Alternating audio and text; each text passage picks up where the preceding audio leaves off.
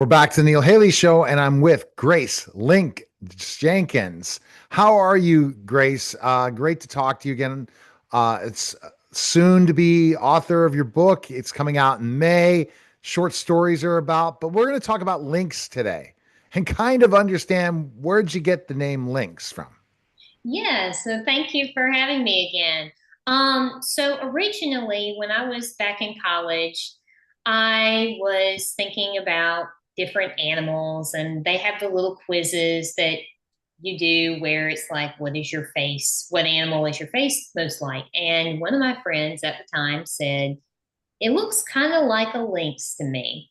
You just have a lynx-like face. And I was thinking, link space. I like that. So I used that for my old YouTube account. And I started to learn more about lynxes. I already really like cats. And the more that I learned about lynxes, the more that I enjoyed them as an animal. They're very fascinating. So, lynx is a type of cat. What kind of, yeah, so, but it's a species of a cat. What type of cat?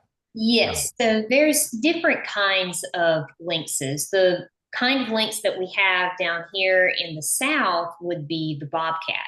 So if you think of a lynx, it's basically just a little wild cat with a bobbed tail, is all that it is. And then they have the ear tufts on their ears. Mhm. And they're small, solitary hunters, very territorial, independent animals. And I think it's their independence that really appeals to me, especially as an author who likes to promote free thinking. I see a lot of that symbolism in cats, especially in the lynx. So let's talk about that being independent. So like the independence, how do you see that as as an author?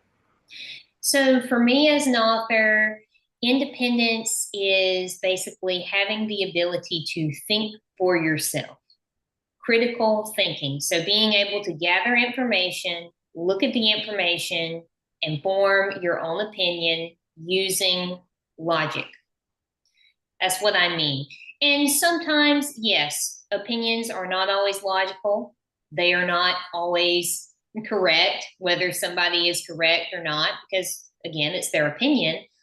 But they're still entitled to be able to keep that opinion. And you see a lot of polarization, especially in modern society, where people really want to tell other people what to think all the time.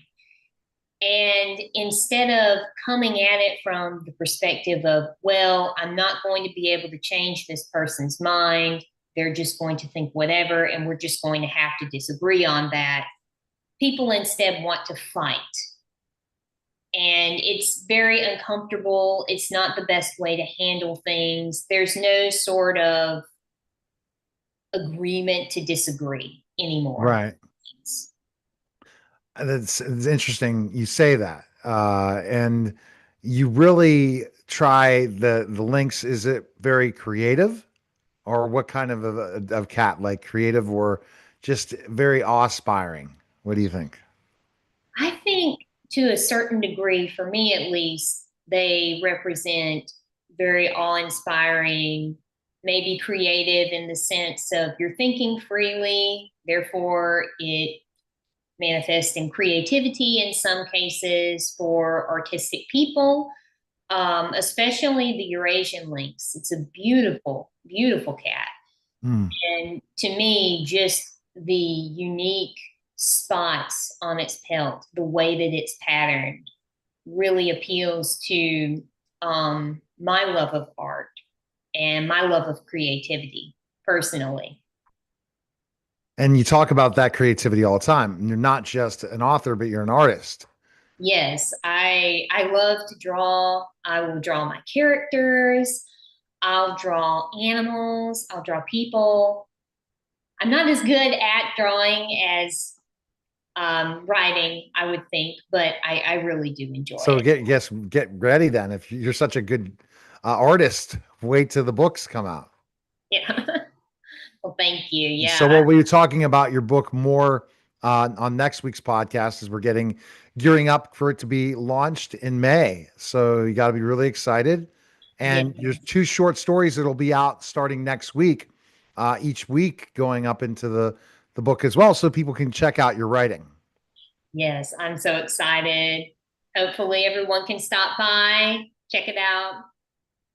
You're excited telling more and more people all the different things and links in a way you coming up with it decided because when you first came out, you're just gonna be Grace Jenkins. What really made you say, okay, I'm gonna add links to it? I think it was just my overall appreciation for the animal and what it meant to me as a personal symbol of independence, free thinking. These are things that I want to stand for: independence, free thinking, creativity, doing the right thing even when others are doing something wrong.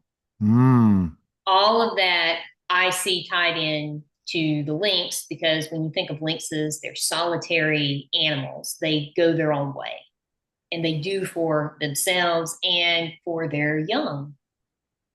they do. Mhm. And that's interesting. And so, how much more study have you done on links after you started really getting into it? I only did a little bit. Of course, I've always really loved animals. So I was constantly looking up animal facts before this. I know kind of their general diet. A lot of them tend to eat smaller animals like hares and birds. There are a couple of cases, I think, of deer.